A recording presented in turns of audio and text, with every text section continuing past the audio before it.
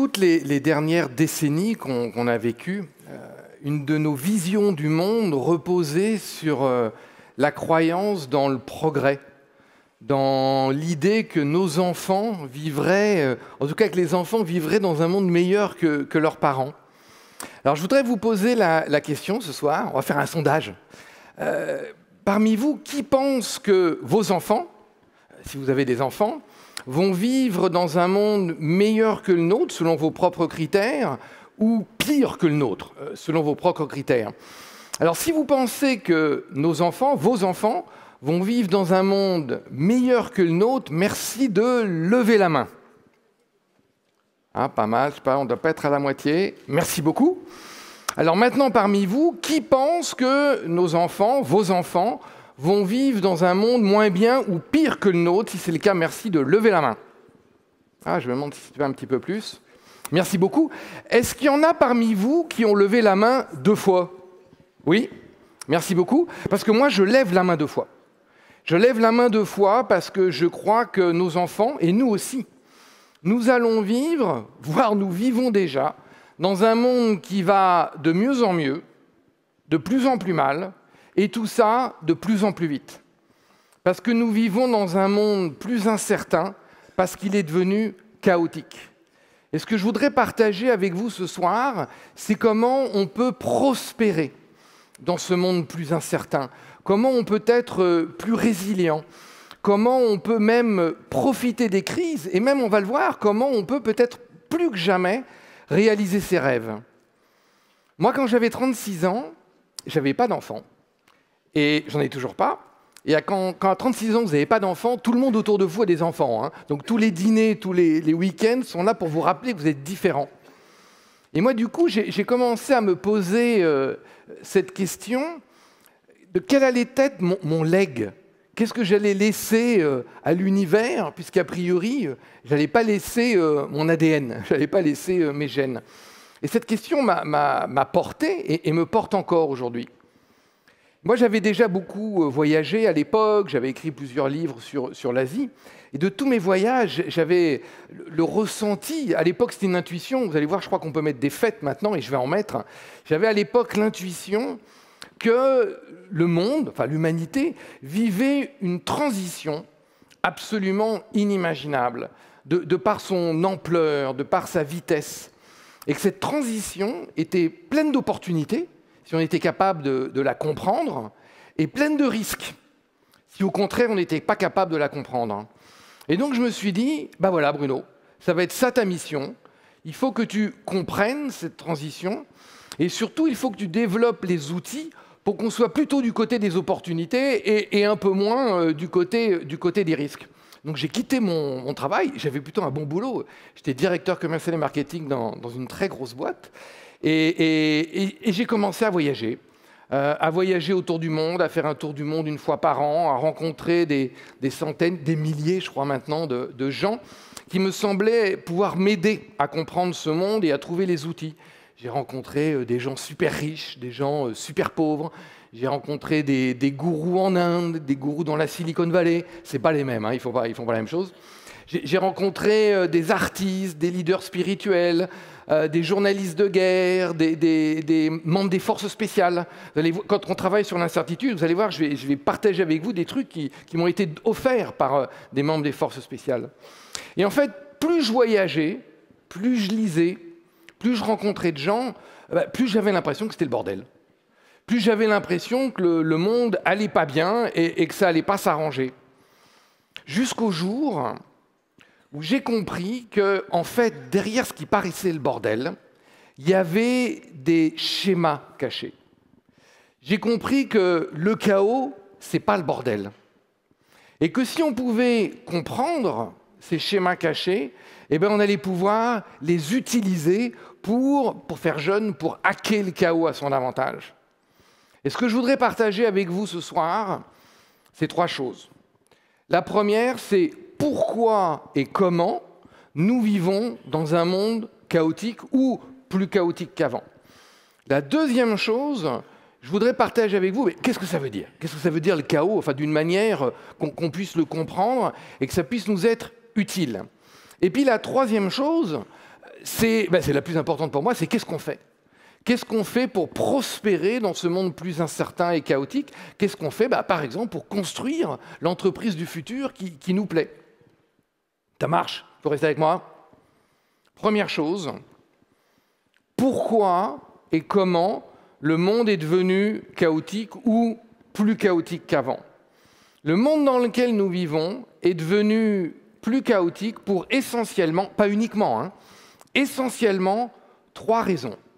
Le nombre, la connexion et la vitesse. Tout d'abord, le nombre. Combien était-on sur Terre, à peu près, il y a 150 ans? Quelqu'un sait? On était, je l'ai entendu, je crois, à peu près 1 milliard. Alors si vous avez dit 500 millions ou 2 milliards, on s'en fout un peu. Nous, ce qui nous intéresse, ce sont les ordres de grandeur. Il y a 150 ans, on était à peu près 1 milliard sur Terre. Dit autrement, nous vivions dans un monde assez vide. Alors, pour ceux qui arrivent à voir le petit point blanc là, au milieu, en haut, c'est ma maison. C'est ma maison en Ardèche. Pour ceux qui ne savent pas où c'est quelque part dans le sud de la France. Ce que je veux vous montrer, c'est que nos parents, nos grands-parents, nos arrière-grands-parents, selon notre âge, vivaient dans un monde relativement vide. Combien sommes-nous aujourd'hui, à peu près? 7 milliards, il y a même des gens qui disent 8 milliards. Aujourd'hui, nous vivons dans un monde très très plein. Pour ceux qui se posent la question, c'est Mexico. Et ça, c'est peut-être que le début. Peut-être que la prochaine fois que je reviendrai à Rennes, peut-être que quand je sortirai de la gare, ça va ressembler à ça. Ce que je veux vous montrer, c'est que le nombre d'êtres humains a littéralement explosé sur Terre. Si vous regardez la courbe, la progression du nombre... Je sais pas, disons qu'on est apparu il y a à peu près 10 000 ans. Tout le monde n'est pas d'accord, mais on va dire à peu près 10 000 ans. La population humaine, c'est resté assez bas, assez stable. Alors en fait, ça oscille, il y a des guerres, des épidémies, mais c'est resté très très faible. Et au cours des 100, 200, 300 dernières années, on va dire la révolution industrielle, ça a littéralement explosé. C'est une explosion du nombre d'êtres humains. Alors ça, dans les théories de la complexité ou du chaos, on parle de l'explosion du nombre d'agents. Alors vous n'êtes pas obligé de retenir ça. Un agent, c'est pas un gars qui a un képi, c'est un truc qui interagit avec un autre truc. Voilà. Quand je parlerai d'agent, pensez que c'est un truc qui interagit avec un autre truc. Et quand je parlerai de système, n'ayez pas peur, quand je parlerai de système, c'est des trucs. Voilà, c'est des trucs qui interagissent entre eux. Explosion du nombre d'agents. Alors rien que ça change tout, on va le voir. Mais c'est pas tout.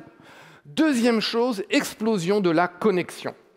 Nous n'avons jamais été autant connectés les uns aux autres. Et je voudrais commencer par des connexions auxquelles on ne pense pas toujours. D'abord, nous sommes connectés parce que nous habitons ensemble. Pensez au nombre de gens avec lesquels vous avez interagi depuis ce matin.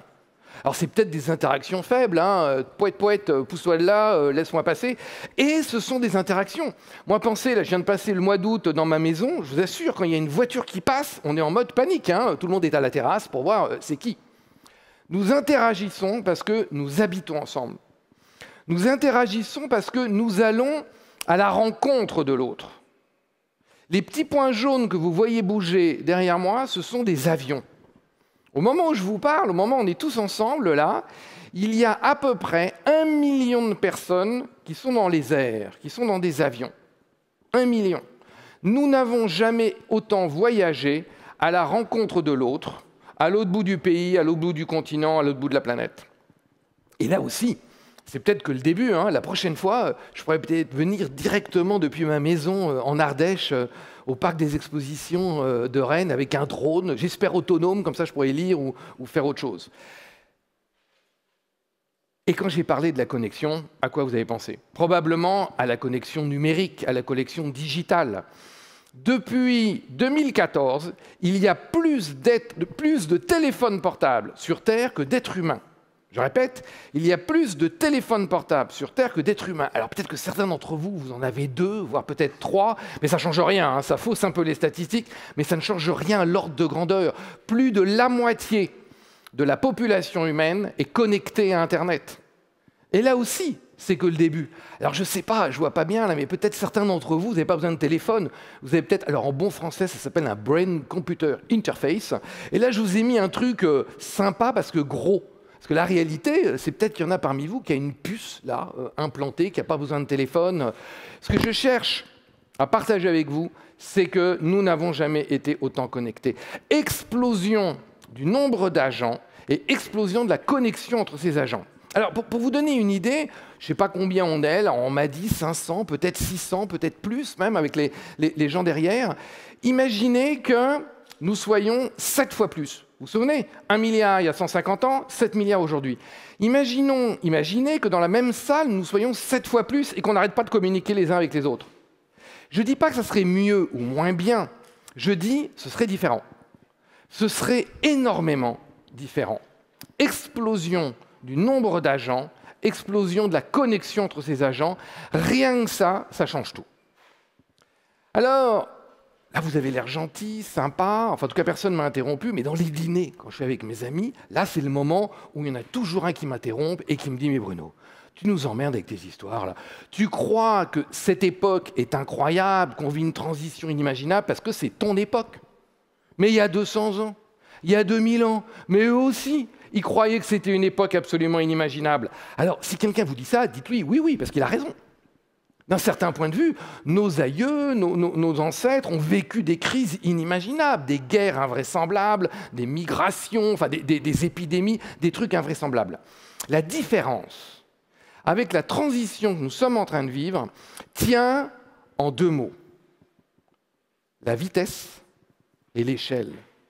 Aucune transition n'a impacté autant de gens aussi vite. Je répète. Aucune transition n'a impacté autant de gens aussi vite. Je vous mets au défi, pour l'instant personne n'a réussi à relever ce défi, à trouver une transition dans l'histoire de l'humanité qui a autant changé, autant de personnes, aussi vite. Je vais vous donner quelques exemples. Arbitrairement, si on regarde des grosses transitions qu'a vécues l'humanité, par exemple, quand on est passé de la chasse-cueillette à l'agriculture-élevage, ce qui change tout, hein. La chasse-cueillette, on vit plutôt en tribu de 40, rarement plus de 50 personnes. On est nomade. Pourquoi? Quand il n'y a plus rien à manger, qu'est-ce qu'on fait? On va voir ailleurs. Hein. Quand on devient agriculteur, éleveur, on se sédentarise. C'est le début ou l'explosion des religions monothéistes, le début de l'État-nation. Ça change tout. Cette transition de la chasse-cueillette à l'agriculture-élevage, c'est faite en combien d'années? Des milliers. Est-ce que c'est 10 000, 5 000, 2 000? Ce n'est pas important pour nous. C'est des milliers d'années. Et autre point très important, ça n'a pas impacté tout le monde au même moment. Vous me suivez? Si on regarde la deuxième grande transition qui a impacté l'humanité, quand on est passé de l'agriculture-élevage à ce que je vais appeler l'industrie-commerce, vous pouvez appeler ça la révolution industrielle, peu importe. Là aussi, ça change tout. Hein. Alors c'est là où on va plutôt habiter en ville. C'est là que ça change socialement des trucs invraisemblables. Par exemple, c'est le début du mariage par amour. Non mais ça sort d'où ce truc? Enfin, tu te maries avec qui on te dit. Et si ça nous permet de récupérer le champ d'à côté, c'est pas mal. Donc ça change tout. Cette transition de l'agriculture, élevage à l'industrie-commerce, c'est passé en combien de temps? Des centaines d'années. On passe de milliers d'années à des centaines d'années. Et notez bien que là encore, ça n'impacte pas tout le monde au même moment. Tout le monde n'a pas vécu cette transition en même temps. La transition que nous sommes en train de vivre, moi je ne sais pas comment vous voulez l'appeler, la société de l'information digitale, l'ère de la création, de la connaissance, de la sagesse peut-être un jour, on n'y est pas encore, se passe en combien de temps? 20 ans, 30 ans, 40 ans, en dizaines d'années. Et on l'a vu tout à l'heure, plus de la moitié de la population humaine est connectée à Internet. Elle n'impacte pas tout le monde, mais presque. Le paysan indien, le paysan ici aussi, enfin en tout cas en Ardèche, je peux vous dire que sa vie est impactée par son téléphone portable, qui en général est un smartphone. Cette transition que nous sommes en train de vivre, non seulement elle se passe en dizaines d'années, et en plus, elle impacte peut-être pas tout le monde, mais presque tout le monde. Et puis, qu'est-ce que ça change?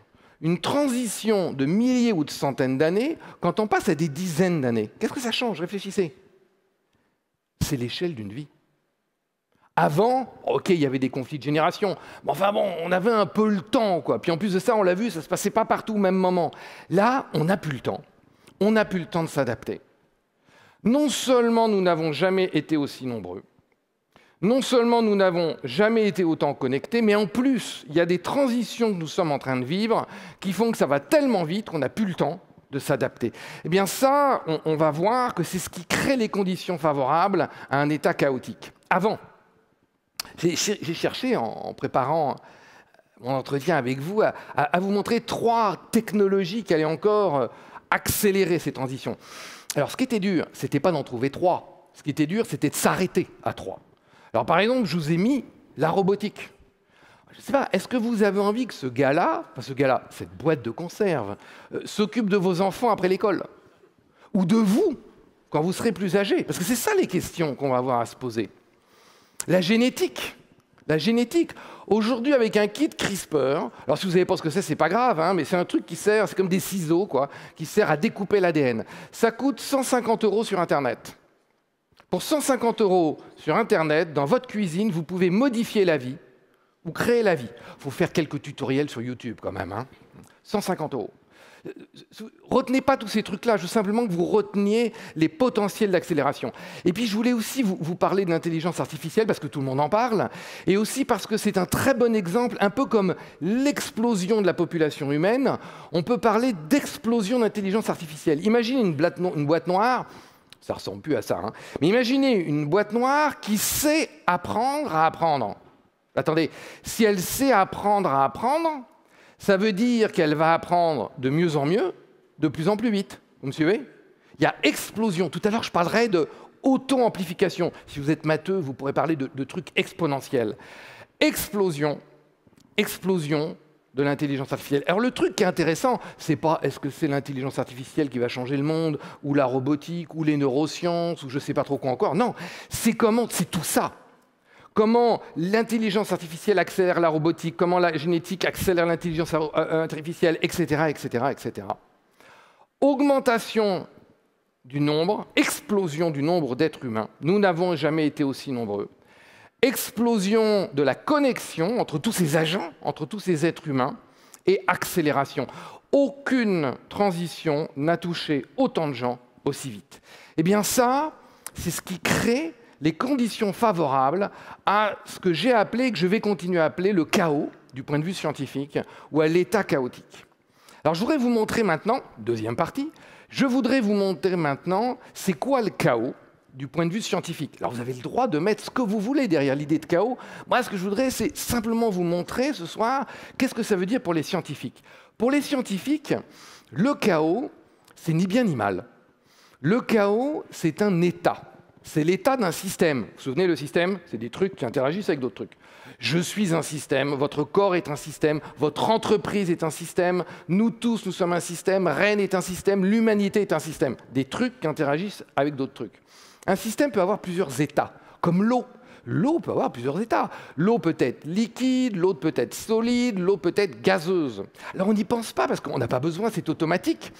Mais de toute évidence, nous n'allons pas interagir avec l'eau de la même manière selon qu'elle est solide, ça c'est plutôt les glaçons pour l'apéro tout à l'heure, liquide pour boire, laver la voiture, enfin, vous voyez, on n'y pense pas, mais de toute évidence, nous n'allons pas interagir de la même manière avec l'eau selon son état. Eh bien, un système, c'est pareil. C'est important de comprendre, de savoir reconnaître surtout l'état du système, parce que nous n'allons pas interagir de la même manière avec le système. Alors moi, je vais très rapidement vous décrire les principaux états d'un système. Ne vous inquiétez pas, il n'y en a que 3. Le premier état que peut avoir un système, c'est l'équilibre. Alors moi, j'ai symbolisé ça par une droite. Vu d'ici, par exemple, sur votre chaise, la plupart d'entre vous, vous m'avez l'air à l'équilibre libre. Dit autrement, vu de l'extérieur, vous avez l'air équilibré. Voilà. De l'intérieur, ça je ne sais pas, je ne vous connais pas. Hein. Mais vu de l'extérieur, vous êtes à l'équilibre, vous ne bougez pas. Si jamais je descends, je ne vais pas le faire parce que ça rend fou les caméramans. Si jamais je descends et que je vous pousse, voilà, j'ai poussé monsieur par exemple là au premier rang. Si jamais je le pousse, qu'est-ce qui va se passer? Il va se mettre à résister. Donc moi je vais pousser plus fort. Donc il va se mettre à osciller. Ah, j'ai symbolisé ça comme ça.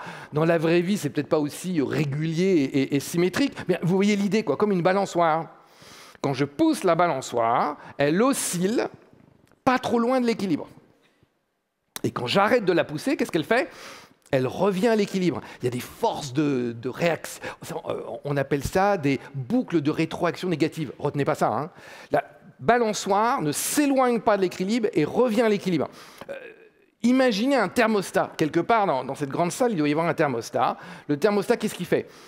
S'il fait trop chaud, il met la clim. La température baisse. Il fait trop froid, qu'est-ce qu'il fait? Il arrête la clim. La température remonte, il fait trop chaud, hop, il remet la clim. La température oscille, encore une fois, peut-être pas aussi régulièrement et symétriquement que ce que je vous ai dessiné là, mais vous voyez l'idée. La température est sous contrôle, si le thermostat marche bien. La température est sous contrôle. Alors ça, on parle de système linéaire, ça non plus, retenez pas ça.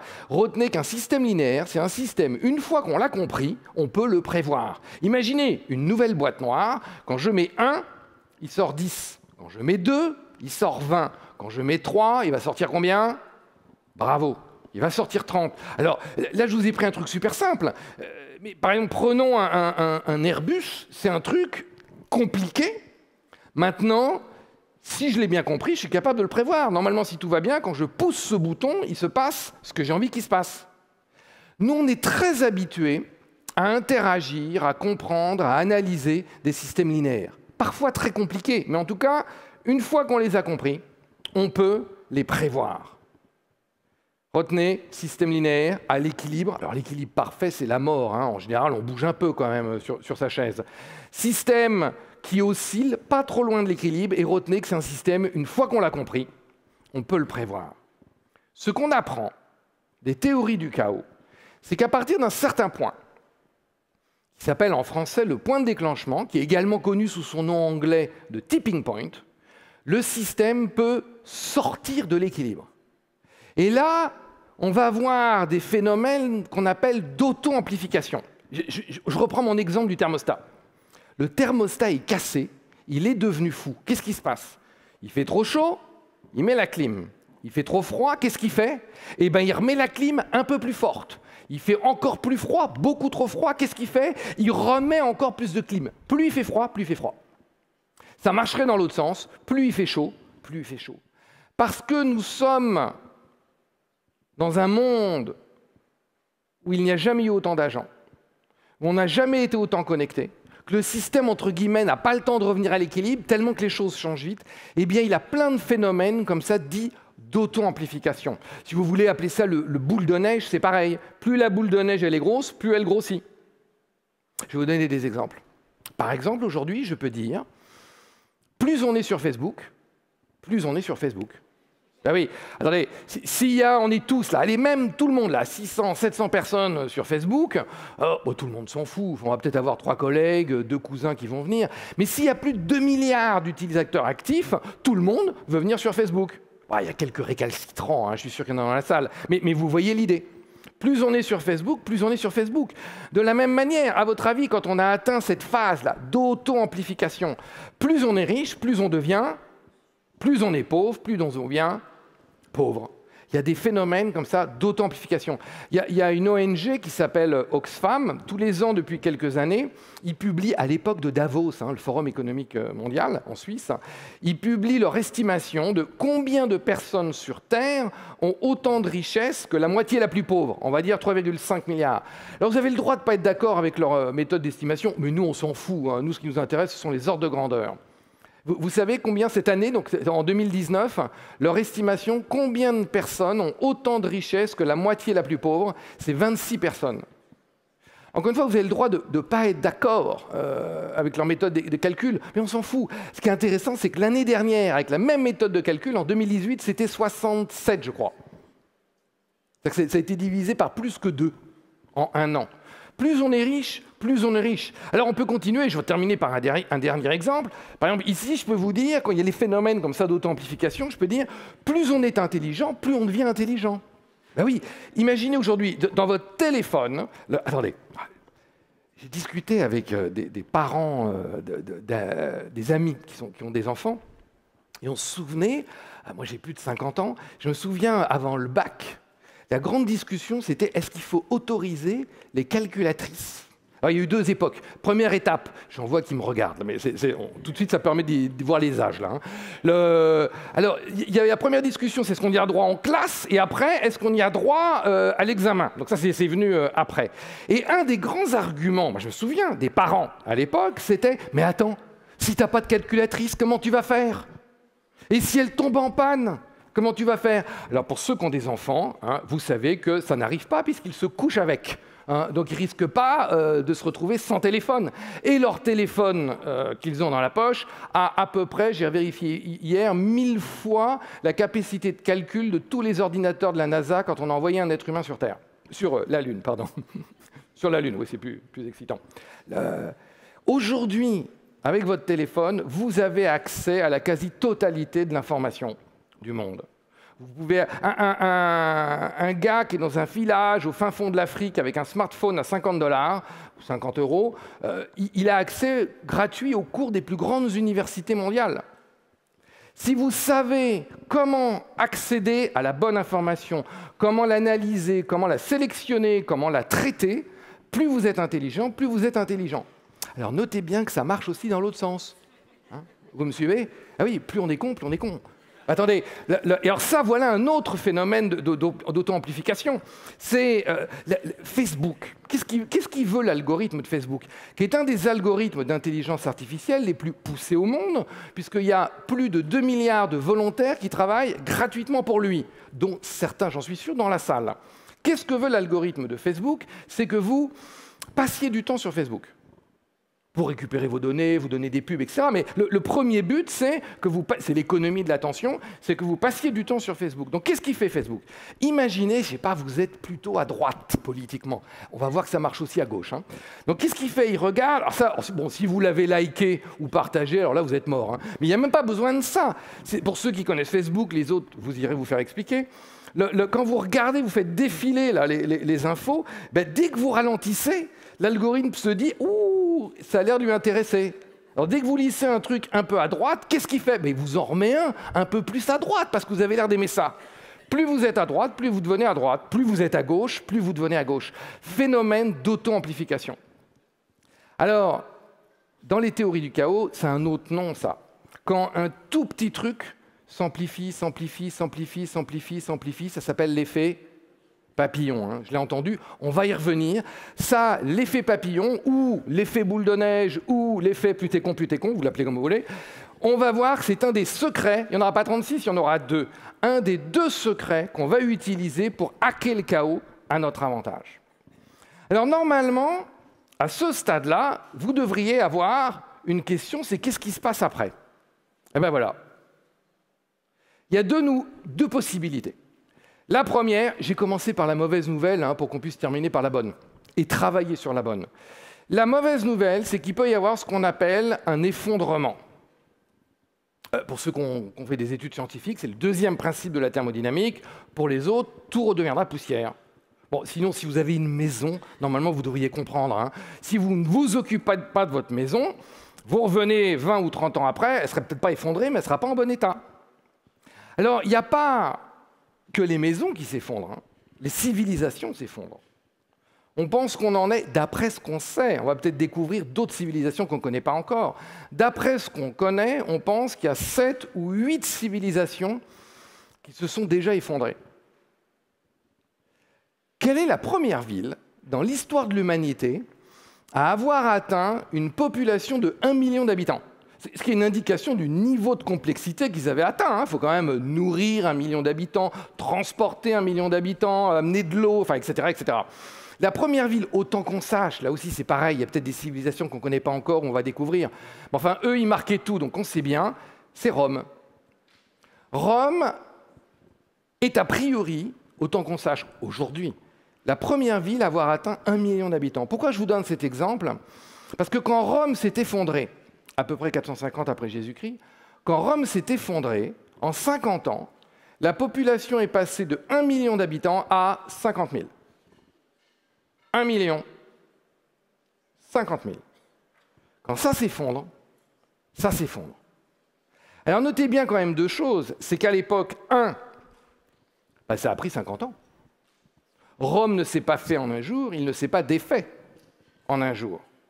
Et la deuxième chose, c'est que c'était quand même assez local. Bon, l'Empire romain, c'était énorme. Et en même temps, même si je n'y étais pas, je peux imaginer que ça n'a pas beaucoup impacté les Chinois. À la fois, ça a pris 50 ans, et à la fois, c'était assez local. Si vous voulez jouer à se faire peur, là, on ne va pas le faire, mais vous pourriez faire au cocktail un petit brainstorming, là.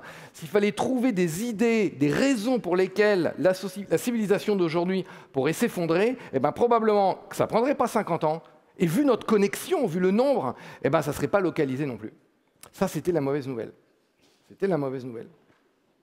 Et on en parle de plus en plus dans les journaux aujourd'hui. Qui a déjà entendu parler de la collapsologie, par exemple, ou des collapsologues? Ah ouais, il commence à y en avoir quelques-uns. Moi, je suis complètement d'accord avec eux. C'est une des possibilités de l'histoire. Ça peut s'effondrer. Ce que je voudrais vous montrer, c'est qu'il y a une autre partie à l'histoire. C'est qu'il peut y avoir ce qu'on appelle une émergence.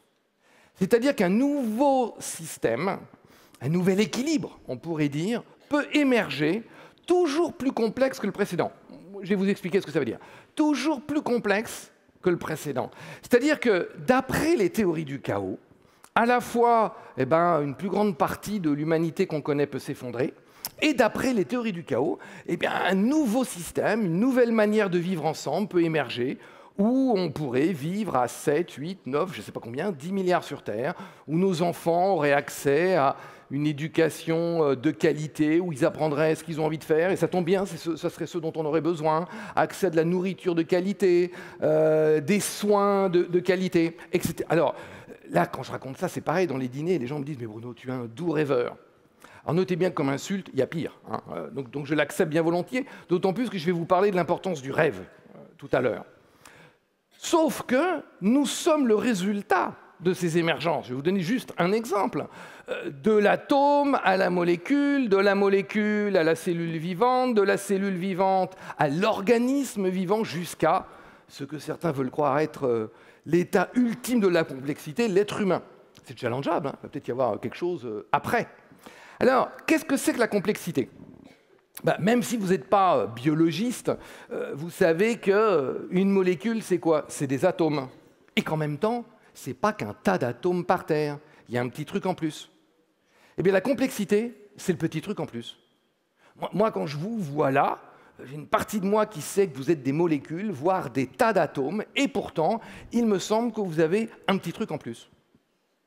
Eh bien, la complexité, c'est le petit truc en plus. Et donc la question qu'on va voir tout à l'heure, c'est quand on parle d'émergence, c'est est-ce qu'ensemble, dans notre vie, dans votre entreprise, dans nos communautés, puis pour l'humanité, pour ceux qu'on a envie, est-ce qu'on est capable de créer le petit truc en plus? Vous me suivez? Premier secret du chaos qu'on va utiliser, c'est les phénomènes d'auto-amplification, l'effet boule de neige ou l'effet papillon. Avant qu'on passe à la pratique, je vais vous donner le deuxième secret du chaos qu'on va utiliser. C'est que le chaos, je vous l'ai dit tout à l'heure, du point de vue scientifique, ce n'est pas le bordel. Dans la vie, dans la nature, il y a ce qu'on appelle le désordre, qu'on peut aussi appeler le hasard. Le désordre, on ne peut rien prévoir. Alors il y a peut-être des lois statistiques qui s'appliquent, mais précisément, on ne peut pas prévoir ce qui va se passer. Le désordre, c'est le hasard, on ne peut pas prévoir. Et puis de l'autre côté, on a vu, c'est l'ordre, les systèmes linéaires. Une fois qu'on a compris, on peut prévoir. Le désordre, on ne peut pas prévoir du tout.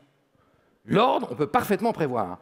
Eh bien, le chaos, c'est ni l'un ni l'autre. C'est ailleurs. Écoutez bien. À la fois, on ne peut pas prévoir. Moi, je ne peux pas vous dire. Si vous trouvez un futuriste qui vous dit précisément ce qui va se passer dans 20 ans, ne l'écoutez pas. C'est un menteur ou un illuminé. Je ne peux pas prévoir ce qui va se passer. Par contre, on peut faire en sorte qu'il ne se passe pas n'importe quoi. Il y a ce qu'on appelle un attracteur étrange. Alors, on pourrait croire que c'est moi qui ai inventé le nom, parce que je trouve ça assez poétique. Non, c'est le nom scientifique dans les théories du chaos. Un attracteur étrange. Alors, je vais vous en montrer un. C'est l'attracteur de Lorentz, du nom de Lorentz, le météorologiste, celui qui a inventé le nom d'effet papillon. C'est lui. Alors vous regardez, Le point qui bouge, ça va revenir au départ, hein, le point qui bouge, c'est la description du système. Ce n'est pas le système lui-même, mais c'est la description du système.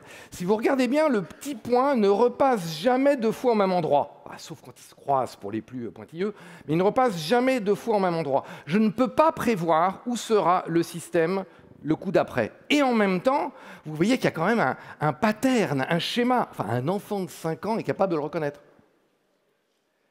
À la fois, je ne peux pas prévoir, et à la fois, il ne se passe pas n'importe quoi. Je répète lentement. Il y a le désordre, on ne peut pas prévoir. Le hasard. Il y a l'ordre, une fois qu'on l'a compris, on peut prévoir. Le chaos, je ne peux pas prévoir. On démontre scientifiquement que c'est imprévisible. Et en même temps, on démontre qu'il ne se passe pas n'importe quoi. Eh bien, c'est le deuxième secret qu'on va utiliser pour hacker le chaos à notre avantage. Imaginez qu'on trouve ensemble un truc qui fait que, OK, on ne sait pas ce qui va se passer dans notre vie, mais s'il pouvait ne pas se passer n'importe quoi, ça serait pas mal, hein? Eh bien, c'est ça qu'on va essayer de faire. Avant, je pourrais presque refaire un sondage, on ne va pas le faire, mais qui c'est qui vote pour l'effondrement et qui c'est qui vote pour l'émergence?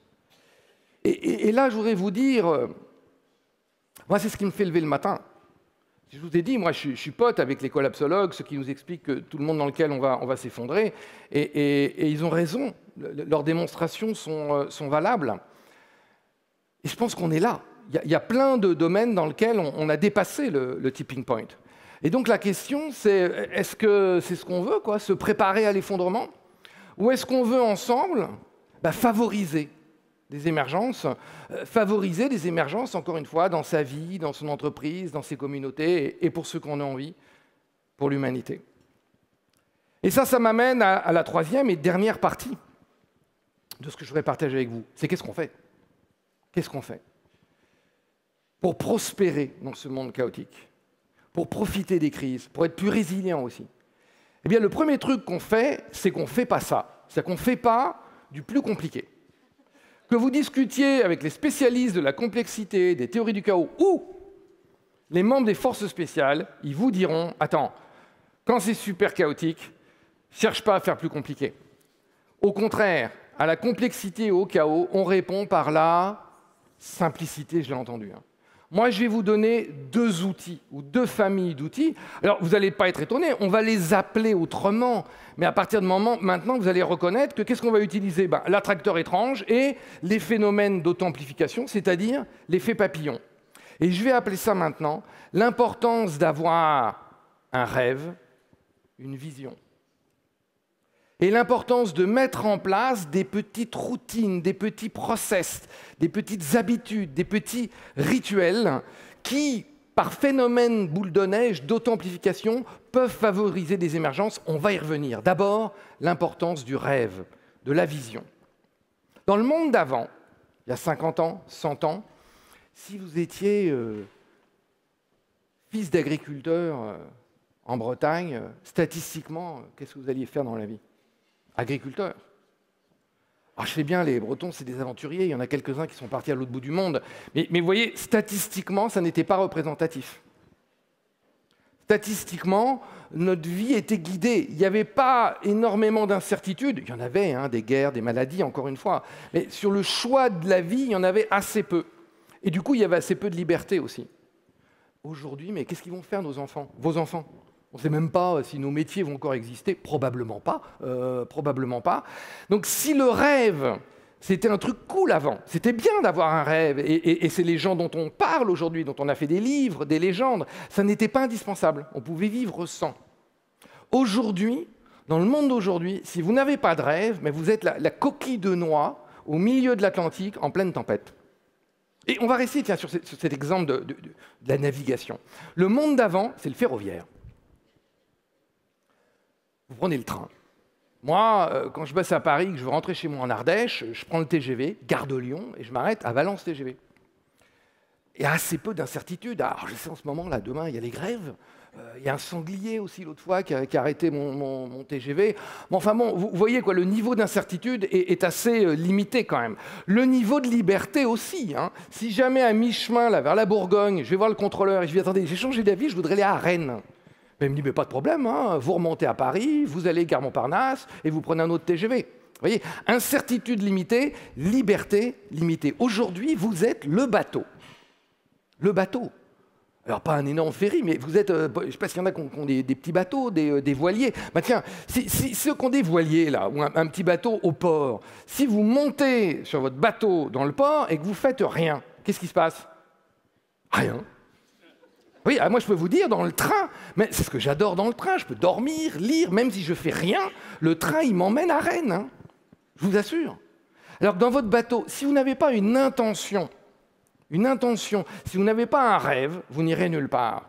Mon premier conseil, en tant que dirigeant, mais en tant que parent, en tant qu'être humain, c'est d'avoir un rêve. Et un rêve, ce n'est pas un objectif. Un rêve, vous avez le droit d'en changer tous les jours. Un rêve, c'est quelque chose qui évolue. Un rêve, ce n'est pas forcément quelque chose d'atteignable. Alors, il y en a qui vont peut-être avoir des rêves super ambitieux. Il y en a peut-être, c'est de vendre leur entreprise. C'est s'ils ont des enfants qui viennent les voir une fois par an, ou une fois par mois, ou une fois par semaine quand ils seront grands. Enfin, vous voyez, c'est votre rêve. Ce n'est pas à moi de décider votre rêve. Ce que je vous dis, c'est que dans le monde d'avant, on n'avait pas besoin d'être très très clair sur son rêve, sur sa vision. Dans le monde d'aujourd'hui, il faut avoir une vision très claire de où on a envie d'aller. Alors moi, mon conseil, c'est, peut-être pas ce soir, mais alors peut-être certains d'entre vous avez déjà cette vision très très claire, mais sinon demain, je ne sais pas, si vous méditez 15 minutes, sinon allez marcher au bord de la mer, si vous êtes au bord de la mer, allez marcher au bord de la forêt, la nature nous aide pas mal. Et partez avec cette question, c'est quoi mon rêve ? Où est-ce que j'ai... Et cherchez pas à répondre, laissez venir les trucs. Peut-être que la première fois, il n'y aura rien qui vient, c'est pas grave. Et puis un jour, vous allez voir, moi, tiens, finalement, je me verrai bien là, dans 20 ans, ou dans 1 an. Moi, j'ai un rêve à 1 an, par exemple, et un rêve à 20 ans, un rêve loin. Et si dans une semaine, vous avez un autre rêve, vous avez le droit de changer. C'est ça le point important. Ayez un rêve, ayez une vision. Comme ça, vous allez commencer à créer votre propre attracteur étrange. Et ça m'amène à la deuxième partie des outils, c'est comment faire que ce rêve, il émerge. Comment le rendre plus probable, plus possible? Eh bien, on va mettre en place un certain nombre de petites habitudes, des rituels, des routines qu'on va répéter, et si tout va bien, il va y avoir des phénomènes de boule de neige. Alors, par exemple, moi, mes rêves, je vous ai dit, j'en ai 2, qu'est-ce que je fais? Tous les matins, je les visualise. Ça me prend 1 minute, 2 minutes, et je visualise. Alors, visualiser, c'est différent de lire. C'est-à-dire que, je ne sais pas, imaginons que je me vois vivre sur une île déserte où il fait beau, il fait chaud. Vraiment, je me vois, je vois l'eau, je ferme les yeux, je sens la chaleur. Visualisez votre rêve tous les matins. 1 minute, 30 secondes, ça dépend de votre rêve. Peut-être simplement une photo de ce dont vous avez envie, une chanson qui vous fait penser à quelque chose. Et là, qu'est-ce qui va se passer? Alors, soit vous êtes croyant et Dieu va exercer vos prières, soit vous croyez dans les lois de l'attraction et l'univers va vous apporter ce dont vous avez besoin, ou alors vous croyez aux théories du chaos, vous pouvez croire aux 3, ça ne peut pas faire de mal. Et là, qu'est-ce qui va se passer? Les tas de petites décisions, les micro-décisions que vous prenez dans la journée, surtout de manière inconsciente, je dîne avec lui ou je dîne avec lui, je fais ça ou je fais ça, je prends telle décision ou telle décision. Parce que vous avez visualisé votre rêve le matin, inconsciemment, vous allez prendre des décisions qui vont être alignées avec votre rêve. L'attracteur étrange, ça va être aligné. Et puis alors, en plus, si je dîne avec lui plutôt qu'avec elle, de toute évidence, le champ des possibles ne sera pas le même. On va discuter d'autres choses, qui peut-être va me faire rencontrer une autre personne. Vous voyez, si à chaque fois le truc est aligné avec mon rêve, ça fait effet boule de neige, ça fait effet papillon. Encore aujourd'hui, 30 ans après le début on commence à parler d'émergence scientifiquement, on n'a pas tout compris. C'est quoi ça derrière? C'est une termitière. Une termitière, m'a-t-on expliqué, c'est super complexe, alors que les termites, il paraît, c'est des insectes collectifs assez cons. Je m'excuse pour les termites. Non, mais comparé aux abeilles ou aux fourmis, par exemple, ils ont très peu de liberté de choses. Ils mettent la terre à droite ou la terre à gauche. Mais si vous découpez ça, c'est d'une complexité absolument incroyable. Vous êtes le résultat de répétitions de choses assez simples. 1 cellule, 2 cellules, 4 cellules, 8 cellules, etc., etc. Quand on est dans ce monde-là, le truc que je veux vous dire, c'est que le contrôle ne marche plus. Moi, quand j'ai commencé ma vie de moine futuriste, il fallait quand même que je gagne un peu d'argent quand j'ai quitté mon boulot. Et donc, moi, une de mes passions, c'était la musique. Donc, je me suis dit, je vais essayer de trouver des clients dans le monde de la musique. Alors, pour les plus jeunes d'entre vous, à l'époque, la musique, c'était des CD. C'est un truc qui brille, qui ne sert pas qu'à chasser les oiseaux des arbres. Voilà. Donc moi, j'allais voir mes amis, et alors je leur expliquais comme à vous, quoi. Ouais, alors si tu fais rien, ça va s'effondrer, etc. Faut trouver un nouveau modèle, faut faire émerger. Et alors moi, qu'est-ce qu'ils me répondaient? Bruno, ne t'inquiète pas, nous allons contrôler. Alors qu'on avait déjà dépassé, qu'on était déjà là, ils voulaient faire le thermostat, quoi. On va mettre des digital rights management, on va attaquer nos clients en justice, ce qui du point de vue marketing est assez intéressant comme concept. Alors l'histoire, on la connaît aujourd'hui, hélas, l'industrie de la musique, qui à l'époque était l'industrie du CD, pour l'essentiel, pas uniquement, a perdu 70% de son chiffre d'affaires en 5 ans. Ce que je veux vous dire, c'est que, un, quand ça s'écroule, un autre exemple, et deux, le contrôle ne marche pas. Mettez en place un certain nombre de routines. Je voudrais conclure cette petite partie, avant de conclure d'une manière plus générale, c'est vous dire, voilà, ce que je suis en train d'essayer de vous dire, c'est que dans le monde d'avant, il fallait prendre des grandes décisions. Dans le monde d'aujourd'hui, ce que je vous demande, ce que je vous offre, ou ce que je vous demande de vous offrir, c'est 5 minutes par jour. Ce que je voudrais, en tout cas j'essaye de vous convaincre, c'est qu'avec 5 minutes par jour, vous pouvez changer de manière significative votre vie. Avec 15 minutes, vous la changez de manière radicale, et vous commencez à changer votre entreprise, le monde et l'humanité. 5 minutes, des petites habitudes. Allez, je prends 1 ou 2 minutes pour vous donner 1 ou 2 exemples avant de conclure. Ah, le truc que vous n'allez pas aimer. La routine qui a le plus changé ma vie personnelle, professionnelle. Je ne regarde jamais mes mails avant 11 h du matin, heure locale. Je répète. Je ne regarde jamais mes mails avant 11 h du matin, heure locale. Alors, je pourrais vous expliquer pourquoi c'est une bonne idée de... Attendez, s'il y en a parmi vous qui ont des hotlines, si votre boulot, c'est de répondre aux mails, répondez aux mails. On est d'accord?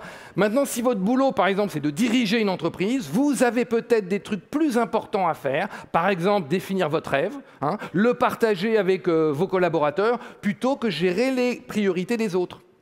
Mais on n'a même pas besoin d'aller jusqu'à là. Moi, ce que je vous demande, c'est essayer. À partir de maintenant, je vais vous dire, je ne vous demande pas de me croire. Je vous demande d'essayer, d'adapter à votre réalité. Peut-être que vous avez besoin de les regarder à 9 h. Peut-être que vous pouvez attendre jusqu'à 15 h. Peut-être que vous n'avez pas besoin de les regarder, j'en sais rien. Essayez. Je ne vous demande pas de me croire. Essayez. 5 minutes par jour. Allez, un autre. À chaque fois que je discute avec quelqu'un, si je m'entends dire « oui, mais », avant de le dire, si tout va bien, je me tais.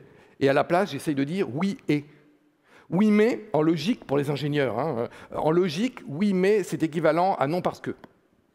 Donc l'autre, inconsciemment, il entend non, non, non, non. Essayez-le. Ce que je suis en train de vous dire, c'est 5 minutes par jour. Essayez des petits trucs comme ça. Peut-être que tout à l'heure, au cocktail, voilà, dès que vous vous entendez dire oui, mais à quelqu'un, attends, excuse-moi, j'ai dit oui, mais, je vais essayer oui, et.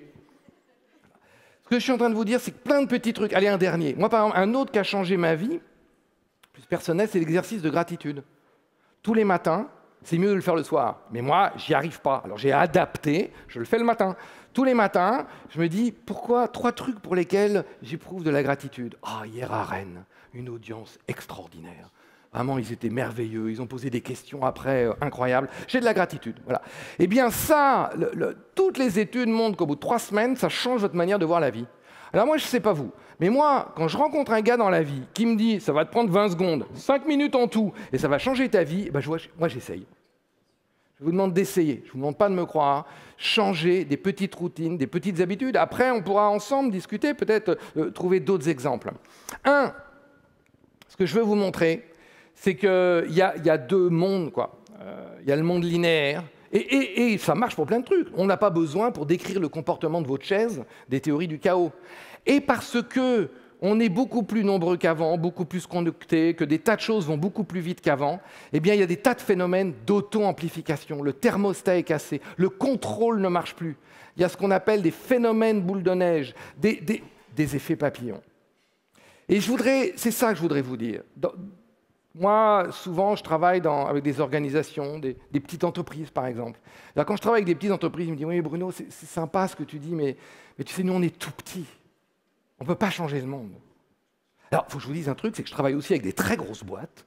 Et alors, quand je travaille avec des très grosses boîtes, ils me disent « Ah, mais bon, c'est sympa ce que tu nous dis, mais tu sais, moi, je travaille dans une énorme boîte. » Alors, je sais pas, ils me parlent toujours du navire, vous savez, du paquebot. C'est difficile, il faut changer la direction. Donc, bref, vous avez compris, petite, grosse, moyenne, personne ne peut rien faire. Eh bien, moi, je peux vous démontrer scientifiquement que grâce à l'effet papillon, parce qu'en changeant un tout petit truc, ça peut, pas toujours, ça peut déclencher une tempête positive, j'espère, à l'autre bout de la planète, vous n'avez jamais eu autant de pouvoir qu'aujourd'hui. Dans le monde d'avant, pour changer les choses, il fallait être le président de la boîte, ou d'une très grosse boîte, le président du pays, très très riche, ou très nombreux, et on fait la révolution. Dans le monde d'aujourd'hui, grâce à l'effet papillon, je peux vous démontrer que vous n'avez jamais eu autant de pouvoir dans votre vie, 5 minutes par jour, dans votre entreprise ou dans l'humanité, pour l'humanité si vous en avez envie. Et la question c'est, qu'est-ce que vous en faites? Qu'est-ce que vous en faites de ce pouvoir? Avant de conclure, ce que je voudrais vous inviter, c'est que cette rencontre ne soit pas qu'une rencontre, mais soit le début d'une relation. Moi, je vous le remettrai à la fin. J'ai fait une page spécialement pour vous, qui êtes là ce soir. Et si vous allez là, vous allez retrouver un certain nombre de bonus. Moi, je me suis posé la question de l'impact que j'ai. Et quand je pense à toutes les conférences que j'ai vues, je me dis, oh là là, qu'est-ce que j'ai oublié? Donc, si vous allez là, vous allez trouver la vidéo d'une conférence. Et puis, vous allez trouver, si vous le souhaitez, vous mettez votre prénom et votre adresse email. Je ne vais pas vous spammer pendant des années, mais vous allez recevoir comme ça des mails, 4 ou 5, je crois, qui vont s'étaler dans le temps. Et vous allez observer comme ça pour voir si vous vous souvenez plus. Puis je vous donnerai d'autres idées. Que j'ai plus. Vous recevrez par exemple le guide anti-crise. Comment se préparer aux crises, mais pas que des risques. Comment se préparer aux crises du point de vue des opportunités. On ne fait jamais ça. Je vous le remettrai après. Je voudrais conclure. Dans ce monde plus incertain, plus chaotique, si on a compris que le chaos, ce n'est pas le bordel, si on a compris qu'on peut utiliser l'attracteur étrange, c'est-à-dire que même si on ne peut pas prévoir ce qui va nous arriver, on peut faire en sorte qu'il ne se passe pas n'importe quoi. Si on a compris qu'on est dans un monde où des tout petits trucs, 5 minutes par jour de routine, de rituels, peuvent avoir d'énormes impacts, eh bien on est capable de changer le monde. Et moi, c'est la question sur laquelle je voudrais terminer, on va parler tous ensemble de l'entreprise, de 2052, mais voilà, quelle entreprise on veut pour nos enfants? Est-ce qu'on a envie que nos enfants travaillent dans ces entreprises? Quel monde on veut pour eux? Moi, je vous rappelle que je n'ai pas d'enfants, donc il faut que vous m'aidiez avec les vôtres. Il faut que vous m'aidiez avec les vôtres. Comment on fait pour être plutôt du côté des émergences et moins des effondrements? Ayez un rêve, consacrez 5 minutes par jour à mettre en place des petites routines, des petites habitudes, toutes simples. Et puis regardez qu'est-ce qui se passe, observez. Et j'espère que du coup, comme ça, comme moi, vous pourrez dire à vos enfants et à vous-même que le chaos, ce n'est pas le bordel, et même peut-être que le chaos, c'est votre ami. Merci beaucoup.